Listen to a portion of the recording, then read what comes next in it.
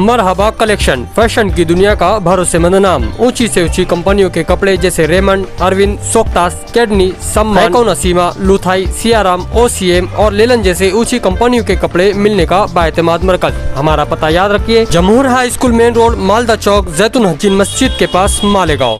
लेकिन हिंदुस्तान के प्रेसिडेंट देवी गौड़ा साहब ने उनके ज़ाती मुफाद के लिए या अपने ख़ानदानी वर्षे को चलाने के लिए एनडीए के साथ पैक्ट किया। उस वक्त से ही मालेगांव शहर में मुसलसल ये बात की आवाज़ उठ रही थी कि अब जनता दल सेकुलर के ज़िम्मेदारान क्या करेंगे। मेरा ये बोलना है कि साथी निहाल अहमद साहब के उसूल हमारी ज़िंदगी के उसूल है।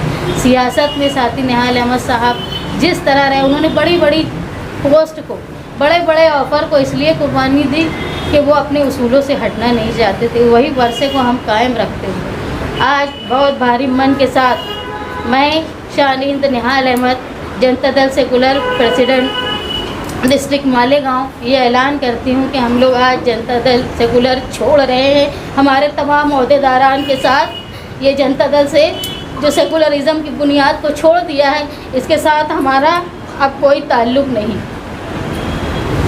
आज 2 अक्टूबर गांधी जयंती के मौके पर जानबूझकर गांधी जयंती के मौके पर प्रेस कॉन्फ्रेंस रखी गई। उसकी वजह यह है कि हम गांधी के नज़रिए को ही लेकर चलते हैं और आज मुल्क के जो हालात हैं, अगर आज़ादी से पहले गांधी की ज़रूरत थी तो उसके बाद अगर गांधी की ज़रूरत है तो आज के मुल्क के हालात को देखते हुए लगता है कि गांधी के नज़रिए की ज़रूरत है।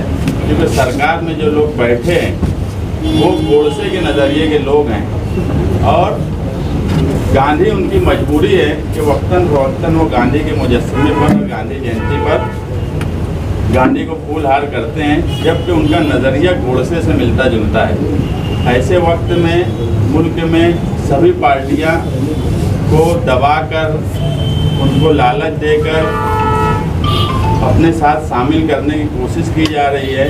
ऐसे वक्त में हमारे सामने गांधी का नज़रिया और निहाल साहब का नज़रिया, जो गांधी के नज़रिए के साथ चलता रहा, वो अहम है।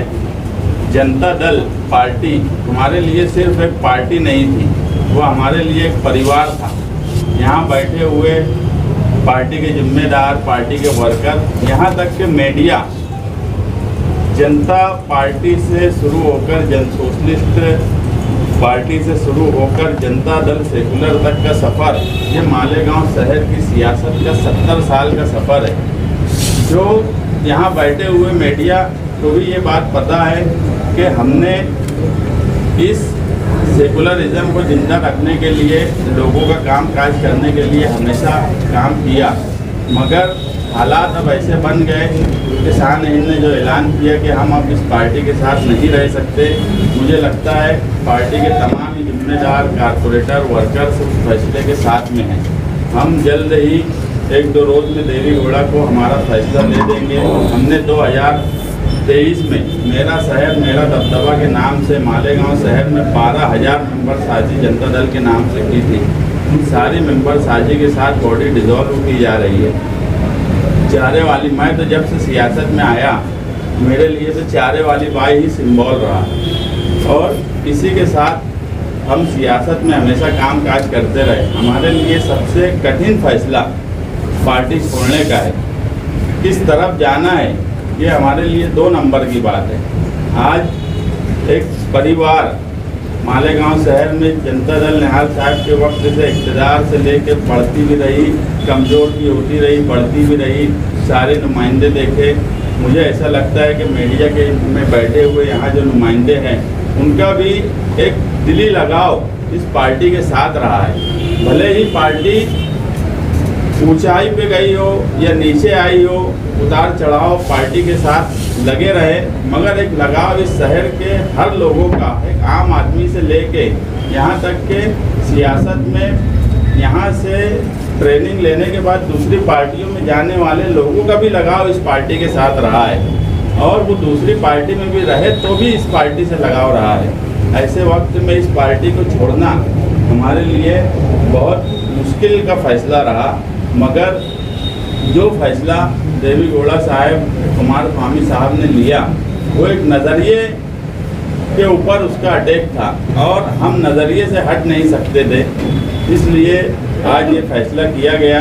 और मैं मालेगांव शहरियान को ये यकीन दिलाता हूँ कि मुस्तकबिल में निहाल साहब का जो नज़रिया रहा है उस नज़रिए को ध्यान में रखकर ही कोई फैसला किया जाएगा।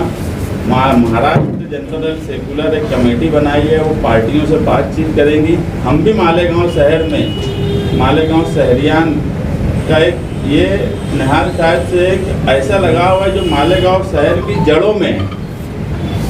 आज मालेगांव शहर के बुजुर्गों से लेकर नौजवानों तक इस पार्टी के साथ एक लगाव रहा है। हम उनसे भी बातचीत करेंगे।